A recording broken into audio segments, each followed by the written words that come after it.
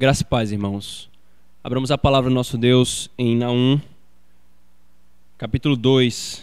Nós, no domingo passado, expusemos pela manhã e pela noite o livro de Naum. E agora nós vamos encerrar a exposição com o capítulo 2 e o capítulo 3 juntos, se o Senhor permitir. Nós não vamos ler todo o trecho pela extensão dele, nós vamos, no decorrer da exposição, lendo e fazendo a devida referência, mas nós vamos ler nessa leitura inicial apenas o versículo 1 e o versículo 2 do capítulo 2. Leamos, irmãos, a palavra de Deus que diz: O destruidor sobe contra ti, ó Nínive, guarda a fortaleza, vigia o caminho, fortalece os lombos, reúne todas as tuas forças, porque o Senhor restaura a glória de Jacó como a glória de Israel, porque saqueadores os saquearam e destruíram os seus sarmentos. Amém. Vamos orar, irmãos, rogando a bênção do Senhor sobre esse tempo de exposição e exercício devocional. Senhor, mais o dia do Senhor em que os caminhos de Sião estão de luto, mais um dia do Senhor em que nós lamentamos, Senhor, e estamos com as nossas harpas penduradas no salgueiro, Senhor. Nós clamamos, Pai, por favor, que se cesse esse tempo em que nós temos sido privados do culto ao Senhor. Que o Senhor seja misericordioso conosco e benevolente, Senhor. E até lá, que o Senhor nos abençoe também nesse esforço de nós não nos distanciarmos da Tua palavra. Que o Senhor nos alimente, que o Senhor fortaleça a nossa fé, porque a Tua palavra é o nosso alimento. A Tua palavra é o nosso alicerce e a luz. Quando o mundo está perdido, quando o mundo está desnorteado, nosso coração descansa no Senhor. Nós oramos, Senhor, pedindo essa graça e essa misericórdia, em nome de Jesus. Amém. Irmãos, nós vimos no domingo passado que Naum é uma profecia de sentença do Senhor contra Nínive, e uma sentença sem volta. A Nínive que desprezou a misericórdia do Senhor e então passou a se entregar em uma impiedade ainda maior. Essa profecia, irmãos, ela se dá após a Assíria ter invadido o Reino do Norte e levado as 10 tribos cativas. Vimos também, queridos, que nas duas últimas exposições, a relação entre a misericórdia e o juízo de Deus, que ele revelou à mesma nação, e como essa relação misericórdia e juízo está ligada, intimamente associada ao Evangelho, é a base do Evangelho. E vimos também, irmãos, que o anúncio de juízo sobre os inimigos da igreja é livramento para a igreja. Agora, queridos, nesse trecho maior, aparentemente um tanto que desproporcional com os outros que nós vimos, nós temos um tópico específico aqui. O Senhor ele entra em detalhes acerca do que foi falado genericamente no capítulo 1. No capítulo 1, do versículo 8 a 15, o Senhor falou acerca do juízo. E nós vimos que o Senhor intercalou consolo e juízo, consolo a Judá e juízo a Nínive. Mas quando ele se referia do juízo a Nínive, ele falou o que nós poderíamos falar de uma forma um pouco mais genérica e geral. Apenas o fato do juízo e apenas o maior ou principal ou geral pecado dessa nação. Mas agora, irmãos, nesse capítulo 2 e no capítulo 3, o Senhor vai entrar em detalhes acerca do juízo. Ele vai falar do porquê da sentença de juízo, cada pecado, cada crime cometido, e vai mostrar também como será executada a sentença. Ou seja, irmãos, nessa porção, o Senhor nos ensina acerca do o juízo do justo juiz, para que se cale todos e nem Nínive e nem pecadores venham acusar ao Senhor de injustiça alguma. Nessa porção, irmãos, o Senhor vai nos mostrar o justo juízo do justo juiz, para que ninguém acuse de ser injusto. Aqui então, irmãos, nós vamos ver como e por que ele executa o juízo sobre pecadores impenitentes. Vamos então, irmãos, ver alguns aspectos dessa porção, dessa grande porção do livro de Naum. Veja como começa o livro novamente. Versículo 1, ele diz: sentença contra Nínive. Livro da visão de Naum, sentença contra Nínive. O livro começa dessa forma, irmãos, como nós vimos nas exposições anteriores. A imagem aqui, indubitavelmente, é de um juiz que declara uma sentença contra um réu. Mas veja, queridos, um detalhe muito importante aqui nesse livro, capítulo 2, versículo 13. O Senhor fala por meio do profeta Naum: eis que eu estou contra ti, diz o Senhor dos Exércitos. E novamente essa mesma expressão se repete no capítulo 3, versículo 5. Eis que eu estou contra ti, diz o Senhor dos Exércitos. Irmãos, na justiça humana, o juiz julga a causa e outros oficiais da justiça, eles vão executar o que foi a sentença, né, o que foi decidido. Só que aqui em Naum, irmãos, Deus está mostrando uma coisa: ele é o juiz e ele é o executador da sentença. O juiz que é onisciente e conhece cada aspecto do crime que foi cometido para que possa decretar com justiça a sentença, é o mesmo, é o juiz, é o executador onipotente que tem poder para executar cada aspecto da sua sentença que foi decretada. O grande problema, irmãos, de Nínive e de todos contra os quais o Senhor mantém a sua ira, não é apenas que o Senhor é o executador da sentença que ele mesmo declara. O Senhor faz questão, irmãos, de deixar claro uma outra coisa que é mais apavorante do que isso, o que é tanto quanto, e juntando as duas coisas, que tremam todos os pecadores diante do Senhor. E isso está exposto nessa expressão que nós lemos, irmãos: eis que estou contra ti, diz o Senhor dos Exércitos. Por que isso aqui intensifica, irmãos, essa questão do juízo e da sentença do Senhor? Primeiro, queridos, é uma explicitação da oposição. O Senhor está deixando claro, como a luz do dia: eu estou contra ti.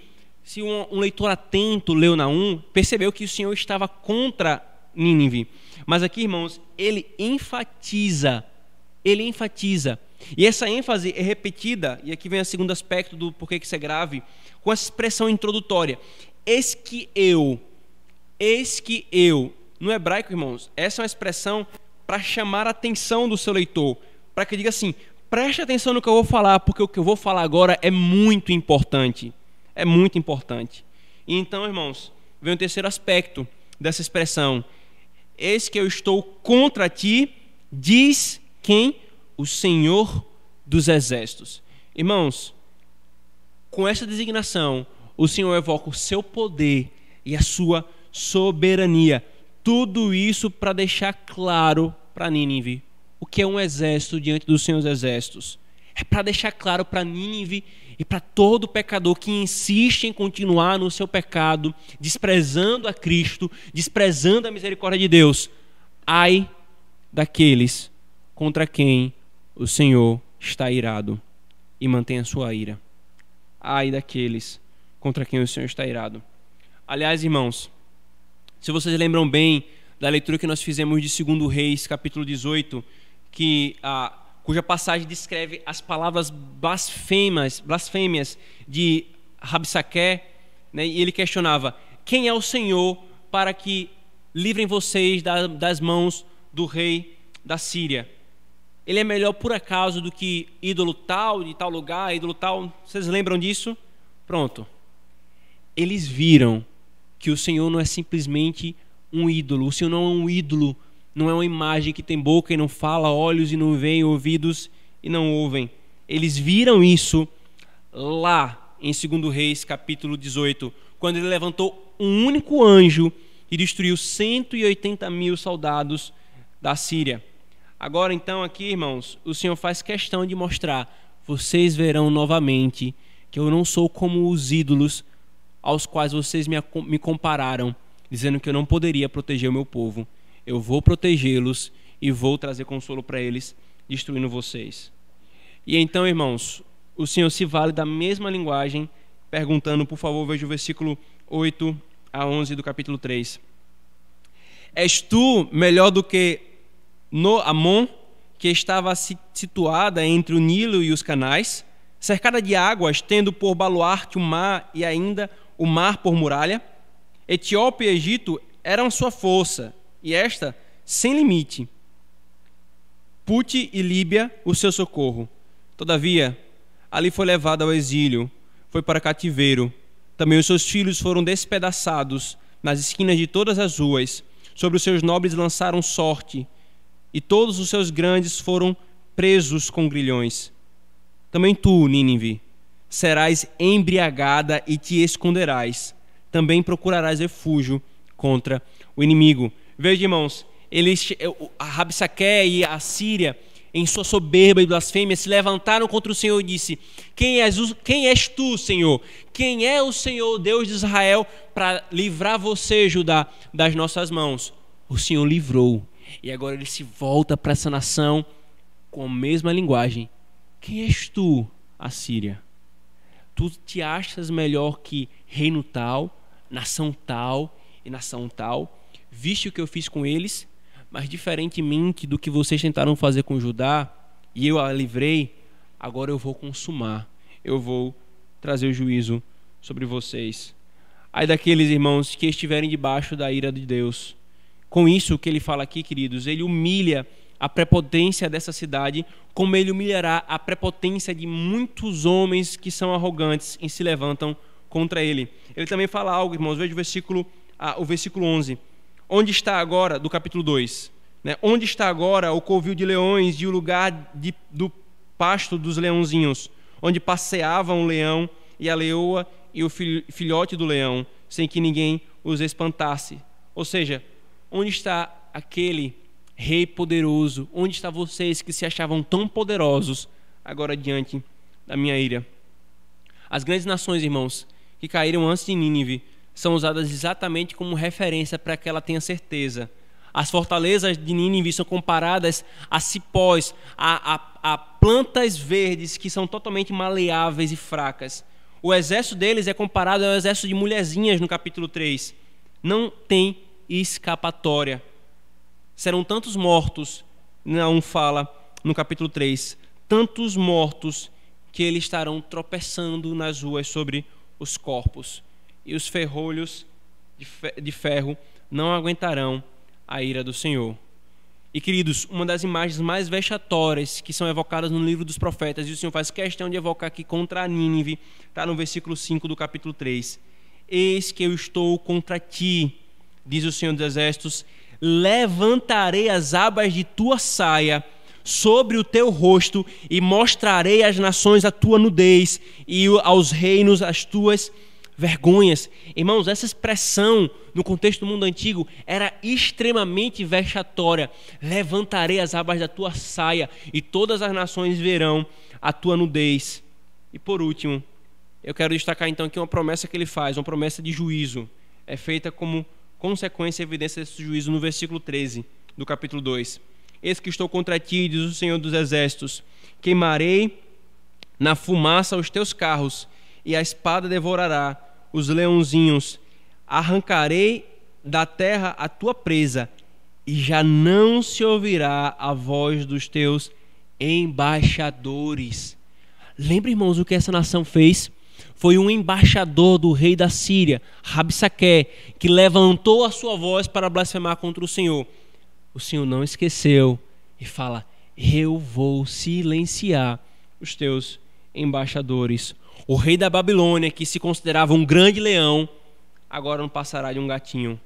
Toda essa descrição, irmãos, traz tanto pavor quanto a certeza do juízo. A sentença está decretada e o juiz irá julgar. E o juiz irá julgar. Irmãos, os homens pensam que podem brincar com Deus. Os homens pensam que pode tripudiar, ou como a gente fala, tirar onda com o Senhor. Nós achamos que não há problema de nós brincarmos e sermos lenientes com o pecado, a coisa que o Senhor mais odeia. Achamos que Deus está brincando quando fala da sua ira e que na última hora ele vai mudar de ideia. Não. Deus, ele não está brincando, ele não brinca. Ele deixou claro isso para Nínive e ele deixa claro isso hoje por meio da pregação do Evangelho. Deus não brinca com a sua ira e com a sua justiça, a tal ponto que ele enviou o seu próprio filho para receber toda a sua ira no lugar do seu povo. Cristo bebeu, Deus derramou toda a sua ira, o cálice da sua ira, e Cristo bebeu até a última gota. Será que o Senhor brinca? Será que o Senhor brinca? Não, ele não brinca. E aqui está a maior evidência de que ele não brinca. Por que então os homens desconsideram os alertas de Deus? Por que então você desconsidera os alertas do Senhor contra o pecado? Os alertas que Ele dá sobre a ira dEle contra o pecado? Por que nós tripudiamos tanto, irmãos, e não levamos com seriedade a santidade? Por que os homens ímpios não ouvem os alertas do Evangelho? Os homens gostam de representar o inferno como algo divertido, com cervejas, mulheres bonitas, festas e música animada. Eles pensam que vai ser mais divertido estar em condenação com Satanás e os seus demônios e o céu será algo monótono e chato. Acham que estar do lado destes é melhor do que estar no céu.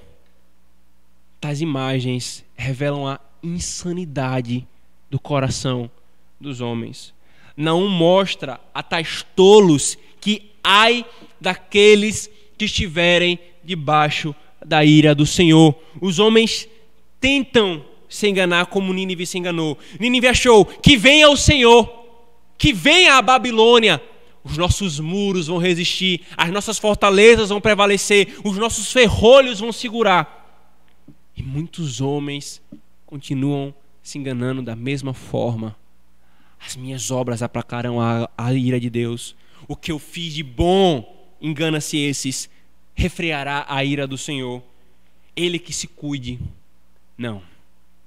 Diante da ira desse Deus que controla a tempestade, que os montes tremem diante de si, que as nuvens são simplesmente poeira dos seus pés, diante desse Deus não se brinca com a sua ira e a sua justiça. Então vem o segundo aspecto, irmãos, desse trecho em que o Senhor detalha essa questão da sentença, e são exatamente os crimes e pecados contra os quais o Senhor se ira.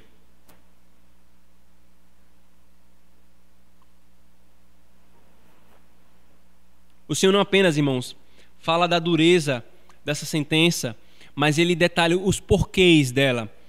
Quais os pecados que ele se ira, deixando claro para esses homens. Nós vimos no capítulo 1, irmãos, no capítulo 1, uma descrição genérica da causa desse juízo, né? Versículo 9 do capítulo 1, que pensais vós contra o Senhor? Ele mesmo vos consumirá, né? E nós vimos que, e aí versículo 11, né? De ti, Nínive, saiu um que maquina o mal contra o Senhor, um conselheiro vil. E isso aqui é de uma forma genérica, né? O Senhor fala sobre as blasfêmias do pensamento mau se levantar contra o Senhor da parte de Nínive, e no versículo 14 do capítulo 1 simplesmente fala que ela é uma nação vil. Tudo de forma genérica. Mas agora aqui, irmãos, no capítulo 2 e 3, o Senhor detalha quais são os pecados que lhe faz decretar a sentença. Veja, por favor, capítulo 2, versículo 11 e 12. Né? Versículo 1 do capítulo 3. Ai da cidade sanguinária. Ai da cidade sanguinária. A imagem do capítulo 2, versículo 11 a 13, irmãos, de leãozinho que devora a sua presa, tem a mesma ideia. Nínive é uma cidade sanguinária, faz vítimas, mata pessoas indefesas. Ainda, versículo 3, no versículo 3 do capítulo 1, a cidade está toda cheia de mentiras. Ela é sanguinária, assassina, ela é mentirosa. Ainda no versículo 1, está cheia de roubo e que não solta a sua presa. Mentira, roubo, sanguinária, assassinatos. Versículo 4 do capítulo 3. Tudo isso por causa da grande prostituição da bela e encantadora meretriz. Prostituição. E por último, da mestra de feitiçarias, que vendia aos povos com a sua prostituição e as gentes com as suas feitiçarias. Sanguinária, mentirosa, roubadora, prostituta, feiticeira. Irmãos, ele fala isso para que Nínive saiba, a sentença não é injusta. E assim ele continua fazendo, irmãos. A sua lei mostra a todos os homens que a sentença que ele declara sobre eles não será injusta. Muito enganados estão, irmãos, os pregadores que dizem que não se deve pregar a lei ou sobre a lei.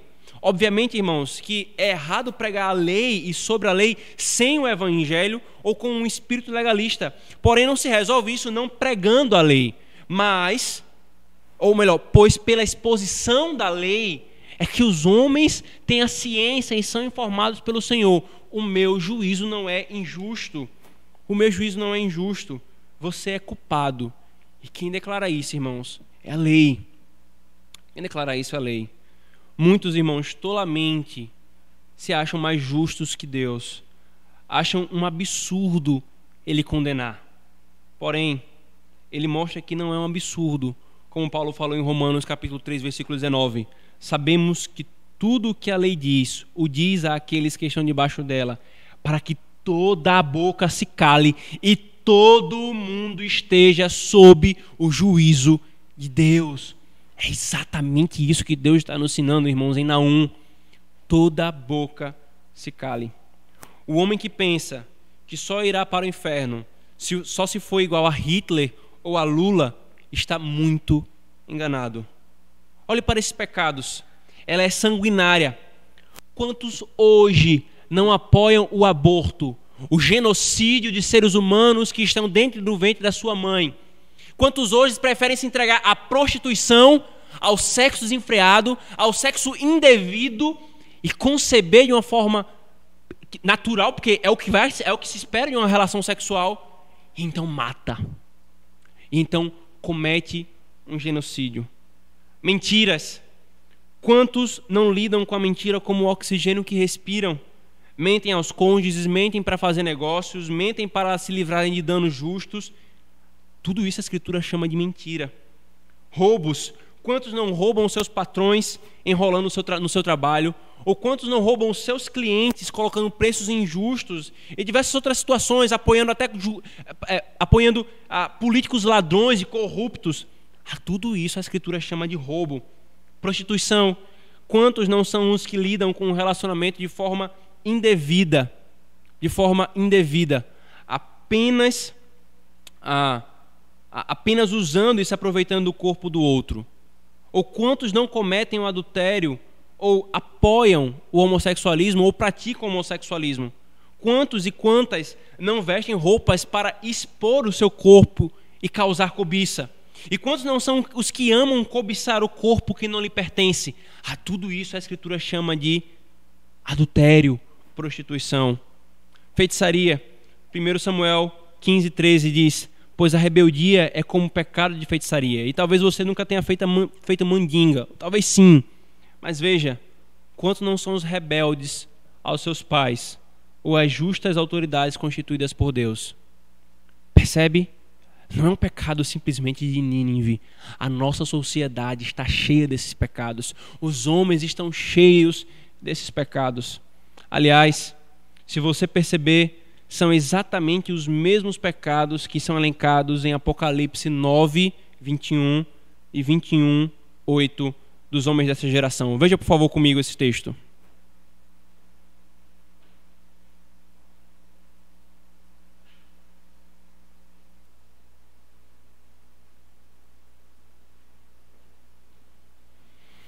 Apocalipse 9, 21 e 21, 8. 9, 21 diz: nem ainda se arrependeram dos seus assassínios, nem das suas feitiçarias, nem da sua prostituição, nem dos seus furtos. E ainda Apocalipse 21, 8.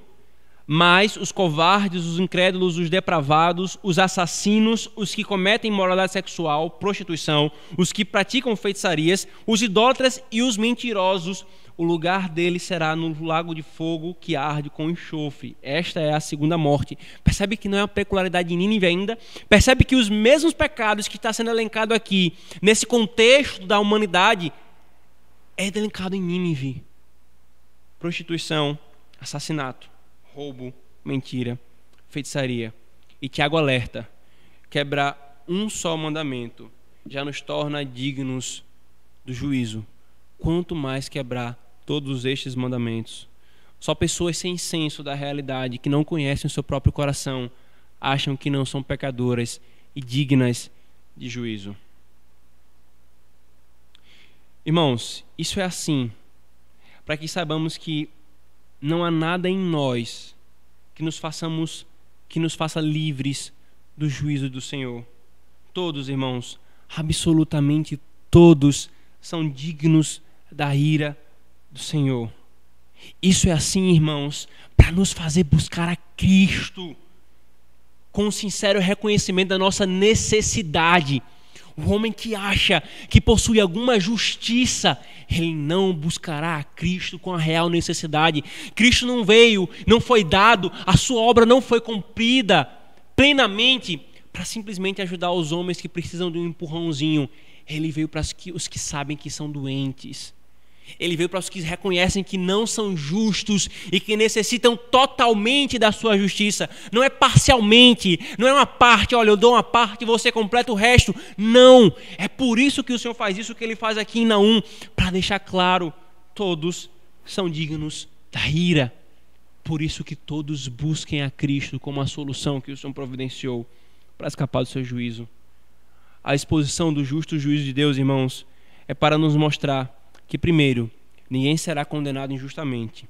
Segundo, diante desse fato, nos fazer buscar a Cristo, o único que não é sanguinário, não é mentiroso, não é adúltero, não é idólatra, e pela fé e unidos a Ele, sermos livres da ira vindoura. E ainda, irmãos, vem um terceiro aspecto que essa porção nos mostra.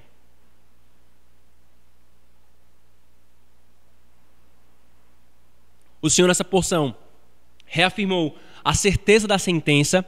O Senhor destacou o porquê da sentença, os pecados e crimes cometidos. Agora, irmãos, o Senhor nos mostra a certeza da execução da sentença. Ele nos deu primeiro a declaração da sentença e agora Ele traz imagens vívidas para dizer: eu não estou brincando, isso é certo. Deus não apenas, irmãos, declara a sentença e a razão dela, o que em si já seria e já é horrível, mas para maior tormento e pavor dos ímpios e impenitentes, Ele descreve como será o juízo. A Nínive, irmãos, Ele dá detalhes como será executado o juízo. E Ele está fazendo referência ao Império Babilônico o tempo todo, quando fala dessa outra nação que invadiria e mataria essa nação. Essa nação de uma forma pior do que ela fez com os outros povos. E nós leremos, irmãos, né? Nós não leremos todos esses versículos, mas sabe de algumas coisas, né? O Senhor, nessa descrição, Ele fala sobre o juízo como já acontecendo. Ele traz descrições apavorantes. Veja alguns exemplos, por favor, aqui no capítulo 2, versículo 1 a 10. A partir do versículo 3. Os escudos dos seus heróis são vermelhos, os homens valentes vestem escarlata. Cintila o aço do carro no dia do seu aparelhamento e vibram as lanças. Os carros passam furiosamente pelas ruas e se cruzam velozmente pelas praças.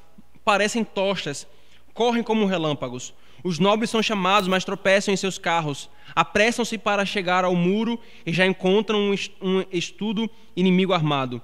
As comportas dos rios se abrem e o palácio é destruído. Percebe a descrição? O Senhor está descrevendo como vai ser esse juízo. E Ele está fazendo isso no tempo presente.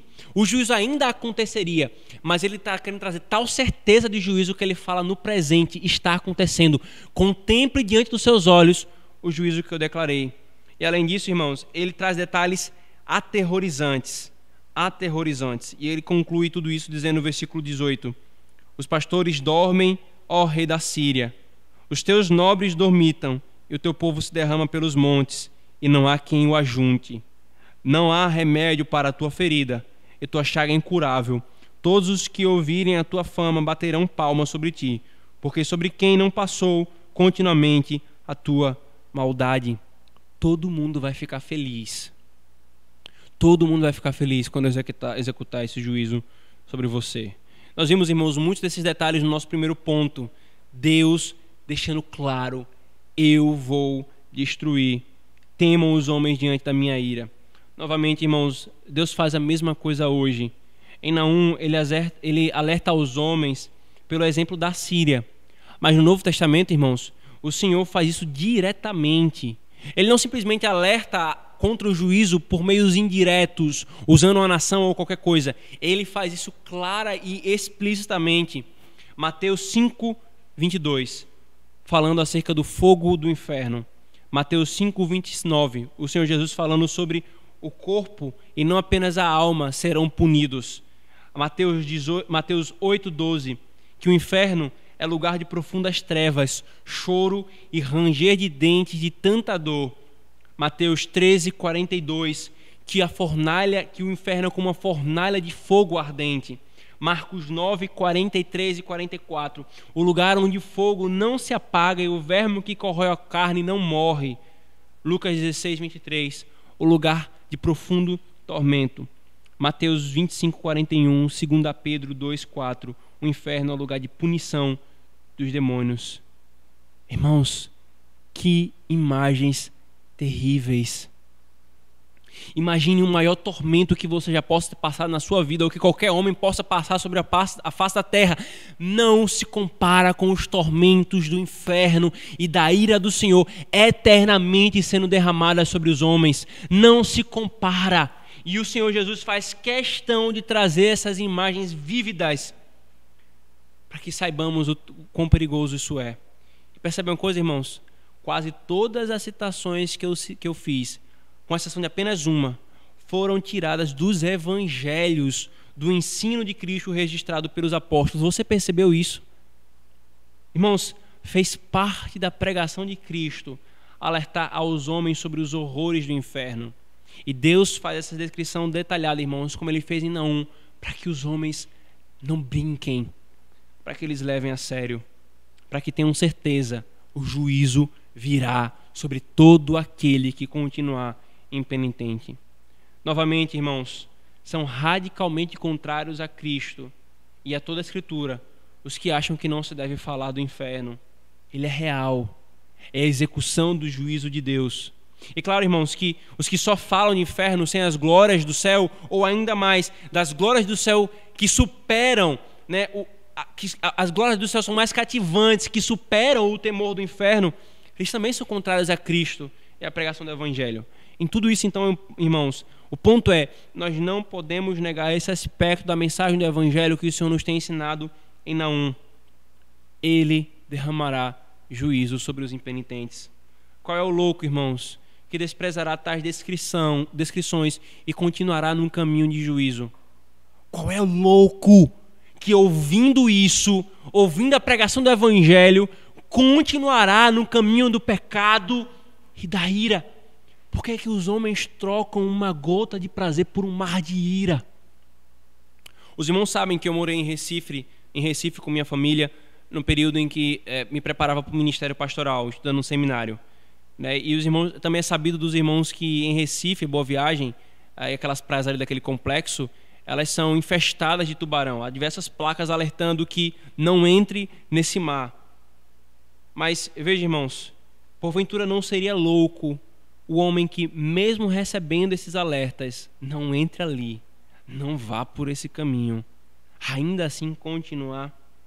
Porque então os homens continuam caminhando na estrada do pecado e da morte, mesmo com os alertas de Cristo em seu Evangelho? Por quê? Porque você continua desprezando. Por quê? Porque você continua desprezando a santidade e brincando com o pecado. Novamente, irmãos, Naum nos mostra que o Senhor faz distinção dos seus para os seus inimigos. Ao mesmo tempo, irmãos, perceba que coisa maravilhosa. A mesma nação que em Naum é usada para mostrar o juízo inflexível do Senhor, antes foi usada para ser o baluarte da misericórdia do Senhor. E ainda em Isaías 19, 23 e 25, o Senhor promete que no meio do seu povo redimido haverá ninivitas. Isso não é uma contradição, irmãos, como alguns pensam, nem diminui a imagem e a glória da mensagem nesses dois livros, mas muito pelo contrário, ressalta ainda mais a glória do Evangelho de Cristo e da obra do nosso Senhor, mostrando que até mesmo os inimigos mais perversos, que têm sobre si o juízo do Senhor, eles podem receber a graça do Senhor. Aqueles que caminharem escondendo-se nele, refugiando-se nele e levando a sério o anúncio da sua misericórdia e do seu juízo, esses encontram misericórdia. E esses são como os de Jonas.